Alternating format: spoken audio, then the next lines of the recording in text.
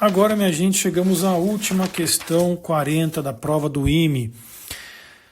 Diz o gabarito que foi anulado, hein, gente? Vamos lá. Durante uma pesquisa sobre metabolismo energético em organismos vivos, um bioquímico analisou diferentes tipos de lipídios presentes em amostras biológicas. Sobre os lipídios, assinale as afirmativas abaixo. Analise, né? E aí, apenas afirmativas verdadeiras. Os lipídios, tais como os triacilgliceróis, os cerídeos e os esteroides, são moléculas orgânicas que não são solúveis em água e éter dimetílico, devido à sua natureza apolar. Bom, meus caros, aqui temos alguns problemitas, né? Quais são eles? Primeiro, as moléculas, elas são solúveis algumas em éter dimetílico, sim. O éter dimetílico, ele é apolar. Ele é considerado apolar, portanto, ele se dissolveria, ou ele dissolveria lipídios, triacilgliceróis, que é um exemplo desses caras aqui, e os cerídeos também. Os esteroides dá para levar em consideração, mas eles têm algumas funções orgânicas que acabam deixando eles com polaridade, mas não se engane, esteroides são apolares no geral. Então aqui o problema está em dizer que não são solúveis, né? Ele colocou no plural aqui. O éter é, gente, a água não. Então essa história de que não são solúveis está errado, né? Descarta a água aqui, a frase está correta. Segunda afirmação. Os lipídios podem ser formados a partir da reação de ácidos graxos saturados com o ácido graxo de fórmula molecular tralá, como esse ácido graxo, né? Faltou aqui uma vírgula, né? Como o ácido graxo de fórmula molecular tralá e o glicerol. Isso é verdade, gente. Então nós temos que aceitar essa situação, porque a reação de esterificação aqui, no caso, seria cobrada, né? Você poderia pegar aí um R1, COH, R2, COOH, R3, COOH, colocar aqui um glicerol na frente dele e sintetizar na esterificação essa estruturinha com R1, gente, R2 e R3 são componentes de cadeias longas e compridas que vai dar esse caráter apolar na história. Então essa seria a síntese e nessa história sai 3 águas. Então essa seria a reação de esterificação que ele está falando no item B, que na segunda afirmação está correta. Terceiro, o ácido graxo de fórmula molecular C4H26O2 apresenta ponto de fusão mais alto que o ácido graxo de fórmula molecular C14H28O2, devido ao aumento das forças de dispersão de London. Gente, aqui tá errado, não é ponto de fusão mais alto e sim baixo, pelo seguinte, C14H26, veja que é o dobro menos 2, correto? Todo ácido carboxílico, vamos pegar um exemplo aqui, ó, CH3COOH. Esse cara aqui, ó, é C2H4O2, correto? Veja que ele tem uma cara do tipo CnH2nO2 e é um ácido carboxílico saturado.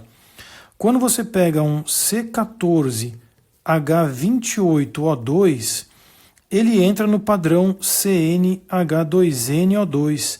Então esse cara aqui é uma cadeia saturada. Saturada. Cadeia saturada tem altas forças de London, né? Muita força de London. Força de London. No que você pega agora o outro, que é o C14H26O2, percebe que é um CnH2n-2O2?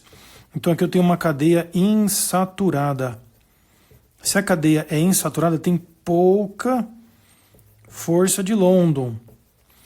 Mas não é assim pouca porque tem só a dupla, gente.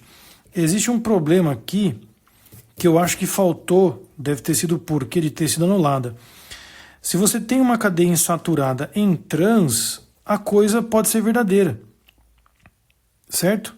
Por quê? Quando você pega uma cadeia de ácido carboxílico comprida, que tem um aspecto trans, ela tem uma compactação razoável e as forças intermoleculares são boas, né? A ponto do ponto de fusão, aqui no caso, ser um pouquinho mais alto mesmo. Agora, se for uma coisa meio cis, né? Uma coisa cis, é até meio difícil desenhar aqui nesse espaço que eu tô. Vamos desenhar um cara cis aqui do lado. Você teria meio que uma estrutura fazendo uma voltinha. Isso aqui quebra a superfície de contato, então aqui eu tenho pouca realmente força de London, né? Eis o problema que eu acho que faltou mencionar nessa afirmação aí, porque ela pode ser verdadeira ou falsa, certo? Faltou mencionar se esse desgraçado aqui era cis ou trans. Então, vamos pensar que a 3 está em dúvida, né? A 1 com certeza está errada e a 2 com certeza está certa. Então, ó, tem que ter 2, vamos ver o resto. E a 1 está fora.